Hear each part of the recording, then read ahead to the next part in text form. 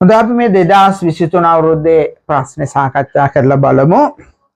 PN සංදි දියෝඩයක ಗುಣ සලකා පහත ප්‍රශ්න වලට පිළිතුරු සපයන්න.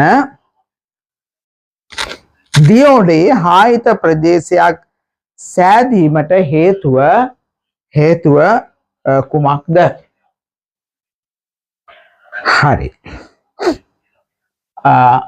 දැන් ළමයි මම මේක ආයි කියලා දෙන්නම්. ළමයි මේ P වර්ගයේ අර්ධ සන්නායකයක කුහර තියෙනවා. N වර්ගයේ අර්ධ සන්නායක නිදහස් ඉලෙක්ට්‍රෝන තියෙනවා. P වර්ගයේ අර්ධ සන්නායක හදන්නේ සිලිකන් සමග තුන්වන කාණ්ඩයේ බෝරොන් වගේ දෙයක් මාත්‍රණය කරලා N වර්ගයේ අර්ධ සන්නායක හදන්නේ සිලිකන් සමග ආසනික් වැනි පස්වෙනි කාණ්ඩයේ මූලද්‍රව්‍යයක් මාත්‍රණය කරලා. එතකොට මේවා උදාසීනයි, මේවත් උදාසීනයි.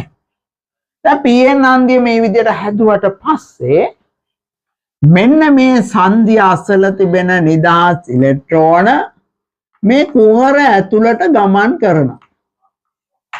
කුහර ඇතුළට ගමන් කරනවා. ගමන් කරාට පස්සේ මේ පෙදෙසේ හැදෙනවා කුහරත් නැති, ඒ කුහර පිරුණනේ නිදහස් ඉලෙක්ට්‍රෝන වලින්. නිදහස් ඉලෙක්ට්‍රෝනත් නැති පෙදෙසක් හැදෙනවා. ඉතින් මෙන්න මේ පෙදෙසට අපි කියනවා හායිත පෙදෙස විභව බාධකය. මොකද විභව බාධකය කියලා කියන්නේ දැන් මේකේ ධාරාවක් යනවා නම් යන්න උදව් වුනේ මෙන්න මේ කුහර සහ නිදහස් ඉලෙක්ට්‍රෝන. හරිද? එතකොට මේ දෙගොල්ලොම නැත්තම් එතනින් ධාරාවක් යන්නේ නැහැ. නිසා මෙතන විද්‍යුත් පරිවාරක ස්වභාවයක් තියෙන්නේ. හරිද? දැන් ළමයි අපි අපෙන් අහනවා මේ ප්‍රශ්නේ හායිත පෙදෙසක් සෑදීමට හේතුව කුමක්ද කියලා. ඉතින් මේ හැදෙන්න හේතුව අහන්නේ. ඉතින් මේක හැදෙන විදිය තමයි මේ අහන්නේ. හරිද? එතකොට අපි උත්තර ලියනවා. දැන් කොහොමද උත්තර ලියන්නේ? ලිව්වොත් කොහොමද කියන්න පොඩ්ඩක්?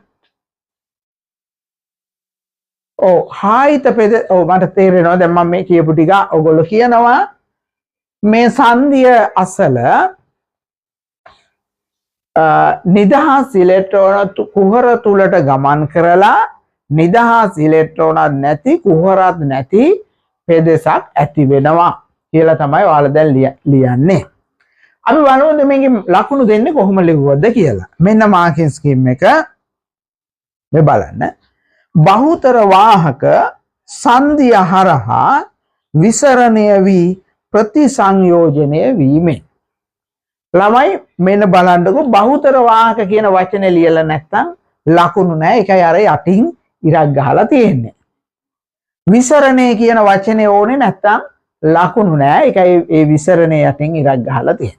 ප්‍රතිසංයෝජනය කියන වචනය යටින් ඉරක් ගහලා තියෙන්නේ. ඒ වචනේ ඕනේ නැත්නම් ඔයාලට ලකුණු ලැබෙන්නේ නැහැ. එතකොට බලන්න මේ ප්‍රශ්නය මේ PN සංධිය හායිත පෙදෙස හැදෙන හැටි ඔයාලා කොච්චර කොහොම දැන හිටියත් මේ PN සංධි භාවිතා කරත් මේවෙන් කොච්චර ඉලෙක්ට්‍රොනික වැඩ කරත් වැඩක් නෑ ළමයි. මේ වචන පාඩම් කරන්න කියලා තමයි මේ පේපරේ මේ ප්‍රශ්නේ හදපු කවුද? විශ්වවිද්‍යාල ආචාර්ය මහාචාර්යවරයා කියන්නේ. ඇයි එහෙම කියන්නේ? එයා ඇත්තටම ළමයි ඉලෙක්ට්‍රොනික දන්න කෙනෙක් නෙමෙයි වෙන්නේ. එයා මේ කට පාඩම් කරලා ඒ තනතුරට ගිහිල්ලා හරිද? දැන් ඉතින් තියෙන්නේ වචන දදා ප්‍රශ්න හදනවා. මේ වචනම ලියපන් ලකුණු නෑ නැත්තම්. ඕක කියන එක විතරයි. හරිද? ඉතින් මේක හරි අපරාධයක්. කවදාවත් මේ රටේ ළමයි හරිද? වැඩ දන්න කෙනෙකුට තැනකට ඉන්න බෑ. ඇයි? මේ කට පාඩම් කරපන් කියලා කියන්නේ. කට පාඩම් කරලා ලියපන් වැඩ කරන්න ඕනේ නැහැ. ඔබ PN සංධිය දැන නොහිටියත් කමක් නැහැ. හරිද? දැන් අපේ ඔය සමහර පුත්තු ඉන්නවා හොඳට ඉලෙක්ට්‍රොනික දන්නවා. නමුත් මේවට ලියන්න බෑ. ඔහෙ ලියන්නද මේ වචනේදී පාඩම් කරන්න එපා. මේවා පාඩම් කරන්න කියලා ළමයි වැඩ කරන්න වෙන්නේ. වැඩ කරොත් පාඩම් කරන්න බෑ. ඒතකොට වැඩ දන්න එකාට නෙමෙයි මේ තැන තියෙන්නේ. පාඩම් කරන එකාට. හරි? අන්න ඒ වගේ මා සෞතුම ප්‍රශ්න ළමයි මේ හදන්නේ මේ ඒකෙන් ළමයි විශ්වවිද්‍යාලයට යන මේ ඉගෙන ගන්න යන ළමයට දැන් ශිෂ්‍යයාට ඒ කැම්පස් එකේ උගන්වනවා නම් ළමයි උගන්වලා එයාලට මොකක් හරි වැඩක් කරන්න පුළුවන් වෙන්න එපේ. අනේ වැඩක් කරන්න බෑ රස්සාවක් දෙන්නේ නැහැ කවුරුත්. හරි ඒකනේ අර රස්සාවල් ඉල්ල මේ උද්ඝෝෂණ කරන්නේ. ඒ අපේ කාලෙත් එහෙමයි. හරිද? ඉතින් මේකේ මොකුත් කරන්නේ නැහැ ළමයි උගන්වන්නේ නැහැ උගන්වනවා නම් මේක උගත්තු ඉන්න එපේ. උගත්තු හිටියා නම් මේ රට හරියන්න එපේ. නේද? නිකම් බොල් මිනිස්සු මේකේ ඉන්නවා මේ ටයි කෝඩ් ගහගෙන හරිද? ඉතින් මම ඒගොල්ලන්ගෙන් කියන්නේ ඔයගොල්ලෝ දන්නේ නැත්තම් මේ කටපාඩම් ක්‍රමය අයින් කරන්න. හරිද? මේ දන්න මේ පැහැදිලි කරන විදියට ලකුණු දෙන්න මේ මහාචාර්යවරුනි. හරිද? පේපර් හදන අයට කියන්නේ. හරිද? මේවා දැන්වත් එක්ක බැරි නම් දාලා යන්නකෝ මේක. එතකොට ඔය කාර්මික විද්‍යාල ඒ වගේ ආයතන තියෙනවා මේවා හොඳට දන්න අය ඉන්නවා. ඒගොල්ලෝ මේ ප්‍රශ්න හදයි. මම මේ ප්‍රශ්නේ ඇහුවා මේ ඇතර මමත් ඉලෙක්ට්‍රොනික ඕලෙල් කාලෙන් පස්සේ ළමයි රේඩියෝ කඩේකට ගිහිල්ලා පුරුදු වුණා. හරිද? හරි තව ඉන්නව ළමයි කාර්මික විද්‍යාලවල මං අඳුරන අය. මං ඒගොල්ලන් ඇහුවා මොනවද මේ විකාර කියලා අහනවා ළමයි. හරිද? ඒගොල්ලෝ අහන මොනවද මේ විකාර?